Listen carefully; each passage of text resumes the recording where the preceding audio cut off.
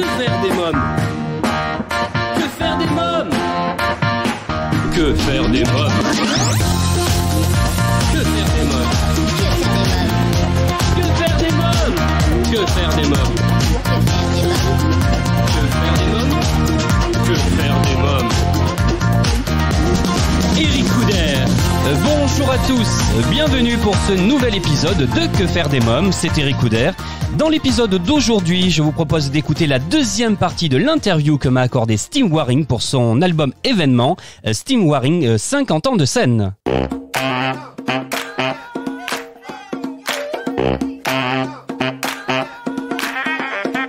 Votre fils Thomas a fait une tournée avec vous, il jouait du piano il me semble, hein? Oui, tout à fait. Ben, vous connaissez tout. Ah ben tout, tout. Oui, Thomas, c'est pas son métier. Ma fille est devenue musicienne, mais Thomas, qui est un très bon musicien, est resté amateur. Là, il travaille dans le métal. Ah oui, c'est autre chose. Oui, il est dans l'industrie à côté de Lyon. Il travaille dans une usine qui fabrique des pièces en métal, voilà. Mais il fait toujours de la musique, hein, pour son plaisir et pour le plaisir des autres. Ouais. Steve Waring, vous avez toujours fait justement participer vos enfants à vos projets. Est-ce que c'était un moyen pour les garder près de vous, pour ne pas regretter comme certains artistes d'avoir privilégié le travail et de ne pas avoir vu grandir ses enfants? Ah, mais écoutez, je peux pas vous le dire, je peux pas vous l'affirmer vraiment, mais peut-être inconsciemment, c'est une façon de. Mais moi, si vous voulez, j'avais vécu ça avec mon papa, qui m'avait même obligé de faire du piano, alors que j'avais pas trop envie. Mais quand j'ai laissé après, ça s'est bien passé parce que après 2 ans ou 3 ans de piano, j'ai quitté le piano pour faire la guitare et ça l'a pas dérangé. Mais enfin bon, mes parents m'ont lancé et puis j'avais très spontanément lancé mes enfants pareillement, quoi. Oui. C'était dans la logique des choses, on va dire, c'est ça? Voilà. Pour moi, c'était la vie sans musique, c'était impossible. Et bon, j'ai essayé de pas imposer, mais j'essaie de stimuler quand même mes enfants dans cette direction, quoi. Alors, sur ces 50 ans de carrière, même si je suppose que les souvenirs sont nombreux, quel est votre meilleur souvenir de tournée ou d'enregistrement? Ah, mais ça c'est difficile de dire, mais je pense que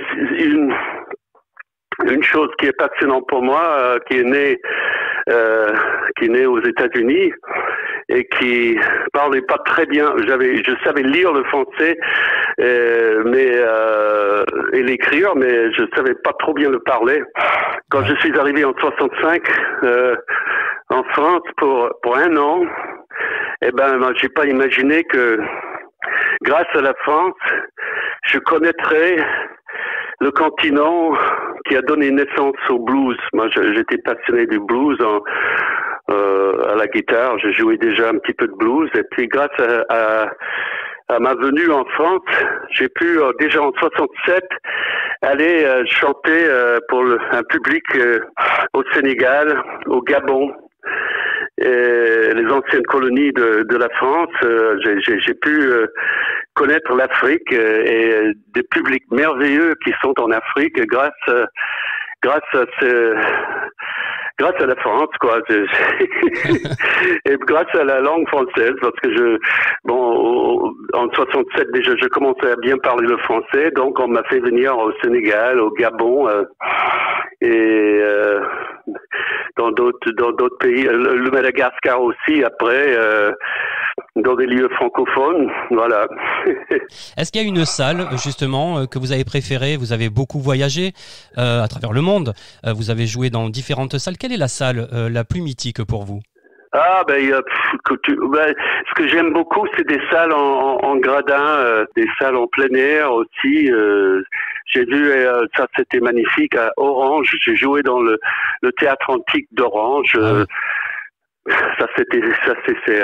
C'est inoubliable. J'imagine bien.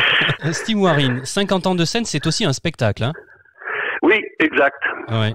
D'ailleurs, Eric, c'est la première fois que je fais ça. Et les gens je viens de jouer au musée des confluences de Lyon il y a 2 jours. Ouais. Et les gens beaucoup de gens ont acheté des disques après, évidemment, mais je crois qu'ils vont pas être déçus parce que en fait, c'est la première fois que je fais ça. Le concert et le disque, c'est exactement le même enchaînement. Ah oui. Ils auront c'est pas tout à fait, on n'entend pas le public parce que quand on a enregistré c'était le confinement et il y avait un public de 8 personnes, donc on l'entend pas. Mais enfin bon, tous les gens qui vont acheter le CD, ils vont avoir exactement le même enchaînement que le spectacle, quoi. Alors si je parle de spectacle, c'est parce que vous étiez venu à Paris pour suivre des cours de mime et de théâtre avec Jacques Lecoq, il paraît, hein? Tout à fait. Ouais. Comment vous est venue l'envie de chanter alors pour enfants? Comment vous êtes passé du mime au chant? J'adorais le théâtre, donc je voulais me perfectionner en théâtre, donc j'ai fait l'école de mime.